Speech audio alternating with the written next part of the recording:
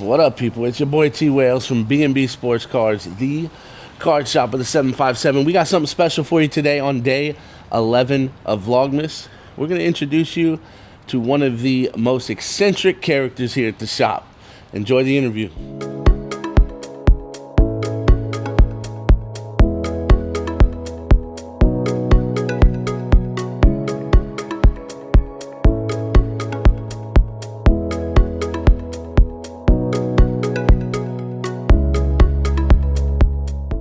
All right, guys, here we are. The interview y'all have been waiting for. The man, the myth, the legend, T Nasty. Introduce yourself, dog. What's up, man? My name's Tom. Just chilling. They call me T Nasty. I stream for B&B Sports Cards, the shop of the 757. And I'm here with the very local legend, T Wales. Yeah, right. I'm just trying to be like you every day, dog, you know? Shoot. So tell them what you do here, man. What is it that you do here at B&B? I stream on Whatnot for B&B. Breaker. Have fun. I get paid to have fun. Get paid to open up boxes of cards. It's the best thing ever. Yeah, absolutely. I know we already interviewed Raul. Raul told you, gave you guys a little bit of insight about what he does here. T Nasty is our longest tenured breaker here at B&B, and he's the longest winded when it comes to sports arguments in the entire shop. Baby. It doesn't matter what side you take on a sports argument, T Nasty is on the other side. And you'll argue for 10 minutes about that. Yeah or no?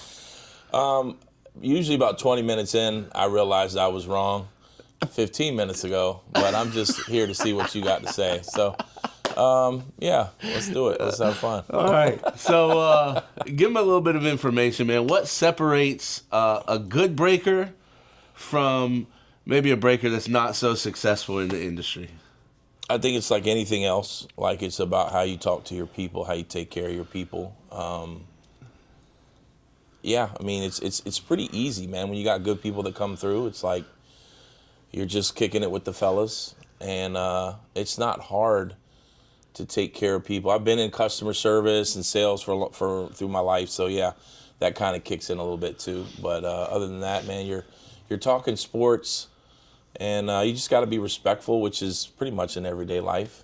But yeah, man, I think it's just about taking care of your people and remembering names and remembering your conversations that you've had with people. So when you see them again, hey, how's the young one doing? How's your wifey doing? So yeah, it's just, just being a courteous, regular, down-to-earth human being, really. Absolutely. And that's one thing that T Nasty does very well. Like he said, like I said, he's the longest tenured breaker that we have here. So he's built a ton of relationships with a ton of guys that literally just come into our stream to stream with T Nasty, and that's a vital part of what he does, is building those relationships with people to make them, want to come back. Right.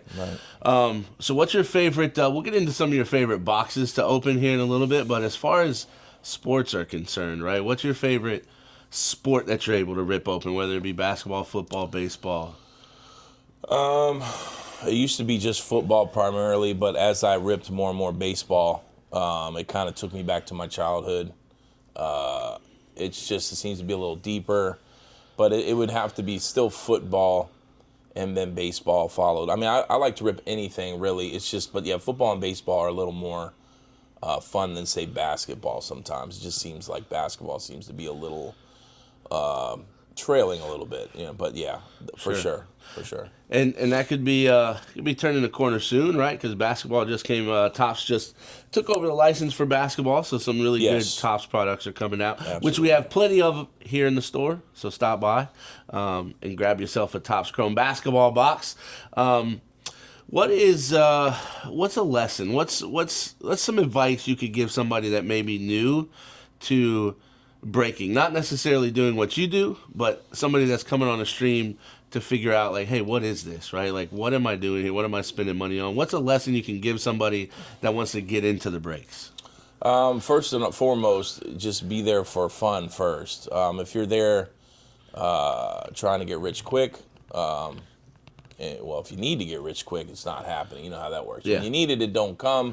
When you're sitting back, chilling, having a great time, it usually smacks you right in the face. But I would just say come in to have a good time. before anything else. Sometimes we can get upset when we spend money and something don't go our way, or we don't get the big card that the guy that spent $10 gets. You spent $100. Sometimes it's not about that. It's about just knowing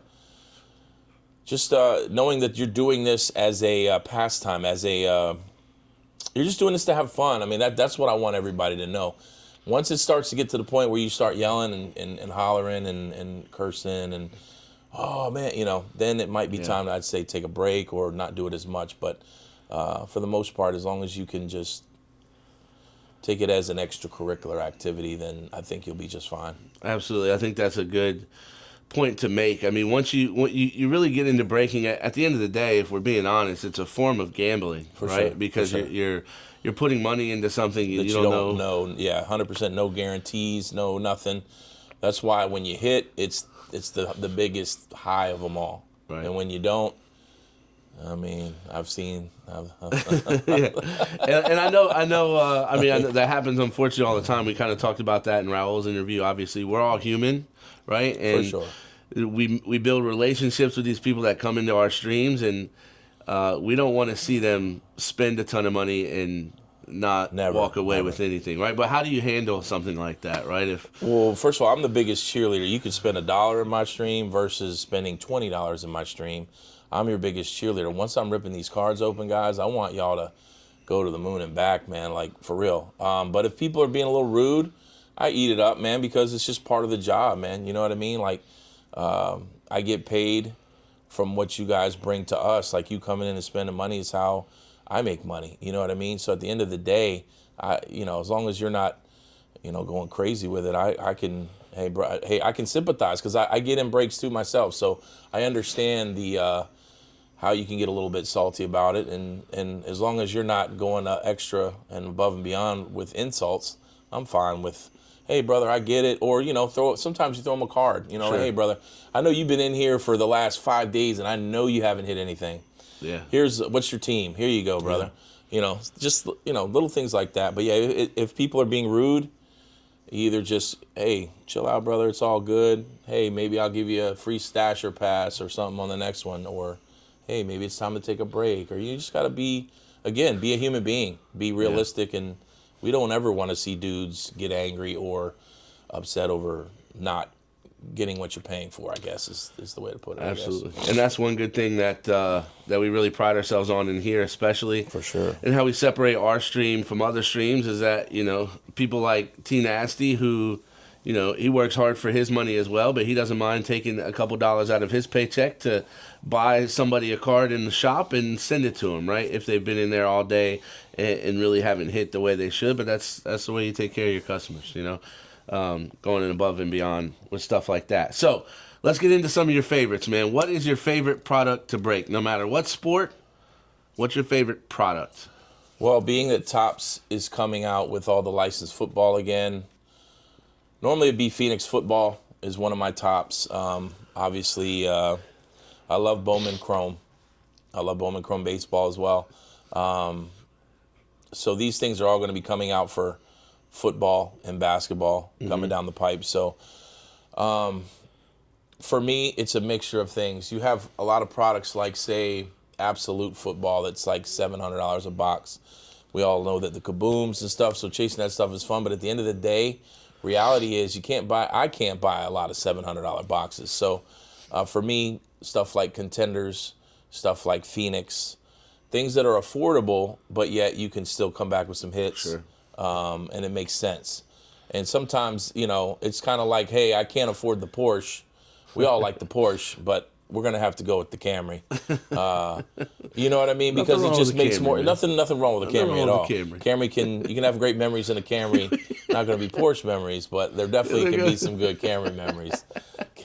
But, I mean, it's really... And that's the one part of the hobby that I think a lot of us can have a good conversation about is versus especially me, a guy who's 50 years old, right? Back when I was buying just packs of cards, because I never bought hobby boxes as a kid. It was $2 to $3 for a pack. Now you see in the front like 30, 15. I mean, it's different. Yeah, it's definitely a crazy world that we live in now in the hobby for sure. Everything's a little more expensive. Shoot, milk is more expensive. A lot more expensive, but yes. Yeah. So what's the biggest pull that you've ever had, as far as you personally? Nothing that you've pulled for yourself, but on a stream, what's the biggest pull? Money wise, I think it's a Paul Skeens rookie auto to 50. I remember out that of one. Topps Update. I remember it like it was yesterday, Saturday morning. I wasn't even getting good money back on the break. I was getting cooked, as they say, cooked, which is fine. It happens, right? And then I pulled this card, and the dude made the dude's day. That's the best part, is when dudes are in the chat like, let's go, and all this stuff, right? That's probably the biggest money-wise. But my favorite, obviously, because I'm a Chiefs fan, would be the Mahomes. I pulled 2 Mahomes back-to-back days. So that, for me, was probably the coolest, just because it's Patrick Mahomes autos, So those are probably, and then of course, like my first downtown. You got certain things that are your firsts that are like, oh, it's my first downtown, and then after that, it kind of gets a little normalized a little bit. But it's still always fun to hit them because people get excited. But Absolutely. For me, it's definitely the Skeens money wise and Mahomes as far as. Oh, this is cool. But there's like, I'm sure, like you said, Raul said, there is so many that you tend to forget. Sure. So you would have to sit back, and then somebody might even have to remind you, hey, remember that card you hit for me? And I'm like, oh my God, I forgot about that one. I mean, it's just so many. But yeah, those off the top of my head are some of the best for sure. Yeah, I remember when you hit the Mahomes, and like I said, T Nasty's been doing this for a long time, and he's hit a lot of nice cards. And he doesn't necessarily get overly excited a lot of times. He'll let people know, obviously, this is a good hit. But yeah, man, when that Mahomes came out, that was something special. We had to close the door in the room because we had customers in the showroom there. He was excited for that one. All right, what about your personal collection? I know you said you do a lot of this stuff. Obviously outside. What's a favorite card that you own? Celtics. I collect Celtics. I collect Chiefs, obviously. But for me, it's different. I don't necessarily collect like expensive big cards. Like I've gotten into the selling and buying of it, so everything is fair game. But I'll collect, like, I have a nice little Chris Jones collection from the Chiefs because he's inexpensive. But Bird, I have a lot of Bird stuff. Nothing super big, but I have a few Bird autos and things of that nature. Even like some older cards from when I was a kid that I still had when I got back in and I opened up my little whatever I had stashed away. I had some cards in it I remember from being a kid and I still have. So, but yeah, I collect Celtics. I collect Kansas City. I collect Mets, like Dwight Gooden autos. Darryl Strawberry's my favorite baseball player. Like things of that nature. And honestly, being older, man, when you just see certain cards that just remind you of your childhood, man. Absolutely. It's like, you know what? That's a cool card. I want that. Sometimes it just hits you, it's just like, boom, and something inside you's like, you know what? I want that card. Yeah. Yeah. And, that's T Nasty is one of my best buddies in the world. And, they say opposites attract. Well, he's a Mets fan. I'm a Braves fan. He's a Chiefs fan. And I'm a Chargers fan. Let's go. Somehow it just worked out. Anything else that you want the people to know as far as, hey, if you're going to get into breaks or you're going to start breaking, anything that you want them to know about the breaking operation as a whole before they get started? I'll say this to any young person out there that thinks, hey, this looks pretty easy. I'm going to get out there and go break myself. First of all, if you're a people person, it can be it's only as easy as you make it, but practice makes perfect like anything else. In the beginning, I wasn't as fluent as I am now, obviously. Like anything, you practice it, you'll get better at it. But if you think you're going to jump on there and kill it and make a ton of money, I don't care who you are. I mean, there may be some select exceptions, but for the most part, you got to build a following up. So I would just say be patient. Be open, be receptive, and definitely don't come into it thinking you know everything. But that's pretty much common knowledge on pretty much anything you go into. As far as being a buyer, I would say that the biggest thing I'll tell anyone that's getting into it is be knowledgeable of checklists. If you're in a break with me, I'm a breaker that likes to, when you hit a team, go through some of the autographs. Even you do it when you break, like, right. and it's just it helps you know what the hell you're chasing. For example, if you have a stasher pass, which you could have 2 spins, it's probably going to be a little long, but you basically, hey, this is what this team has versus is what this team has, and then you have a little more knowledge of what you want to do with it. I encourage everybody to read them prior to or while you're doing it, because it's just an advantage. Because sometimes you hear something like, oh, I didn't know Atlanta had a Dale Murphy auto or a John Smoltz auto or a Greg Maddux auto. So these are the things that can help you. I mean, information is king, right? You want to know. You want to know what the hell you're chasing. Absolutely. To be totally honest. So I would say those things. Yeah. And that goes with the breakers too, right? If you're breaking, make sure that you know the checklist, or at least you're studying the checklist. It's T Nasty taught me everything that I know. He's the one that trained me before I started breaking, and that's one big thing that I picked up from him is going over those checklists, right? As soon as a team is hit, if I can read the checklist over and over, break after break, by the time I'm done with the day, I got the checklist down pat. You know it pretty quickly too, because you keep reading it over. And sometimes you forget certain teams, so you go back and read it again. Sometimes you remember immediately, where you're just rattling off 3 or 4 names onto the next auction. You know what I mean? Yep. So if you're buying into breaks, make sure you know what you're getting into. Make sure you know what those checklists look like. And if you're starting to become a breaker, make sure you study the checklist and make sure you know what your customers are chasing, so that you can be well informed and inform them of what they're getting. For sure. At the end of the day. So one last question, and this is probably the biggest question of, I don't know, maybe the year, if I'm being honest. If you guys have watched any of our interviews before, this is probably the biggest question I've asked. I'm scared. On the page. So T Nasty and I have had a bet where we have picked every single NFL game for the entire year, and whoever gets the most right, whoever has the best record at the end of the year, the other person has to get a tattoo. Well, there's 2 weeks left, and I'm up by 15 games. I don't know if you knew that, but I checked yesterday. So my question is, where are you getting your Chargers tattoo? I don't know yet, but I'm going to get it.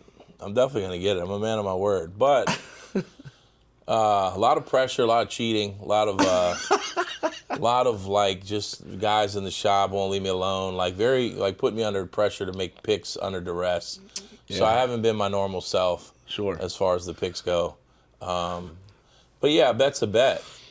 You know, maybe I'll get it. I don't know where I'm going to get it. I really don't know. I'm going to get it, though. I think there's lots of room in this region. I have a lot of room. In this region, there's a lot. I have a lot of room. There's a lot of room. My legs and arms are tattooed, but I have a lot of room other than that. Maybe on my pinky toe, somewhere where you can't see it. No. It's definitely going to be visible. Flip-flop season only. It's definitely going to be I have visible. A spot down here on my ankle, actually, where you could put Chargers. Yeah. Right. It's a big. I think what I'm going to do is there's a spot right here on his hand. How about if I just that way when he breaks, and he shows the cards, the Charger logo is always. How about if I just get Herbert's face somewhere? Actually, I need to find a Charger who used to be a Chief. No. That's not how this works. That's not how this works. Anyway, I hope y'all enjoyed that. Put it in the comments, man, where T Nasty should get his Chargers tattoo, because at the end of the day, he's definitely getting one. Yeah, definitely getting one. Put it in the comments, guys. Don't forget to like, subscribe, comment, all that stuff. It helps us tremendously as far as what we're trying to do here. And Vlogmas is almost over, guys. We only got a couple days left till Christmas. And then after that, man, we got some really, really big things planned for next year as far as our social media is concerned. So click the Linktree link in the description below. It will take you to everything that you need to know about B&B is in that link. Our website, our Facebook, our Instagram, and our Whatnot link, where you can hop into a break with T Nasty and get yourself some cool cards. Yeah, so come check us out. Thanks for hanging out with us today. Again, guys, come see us in the shop. Like, follow, subscribe. We love y'all, and we'll see you tomorrow. Peace out. Bye.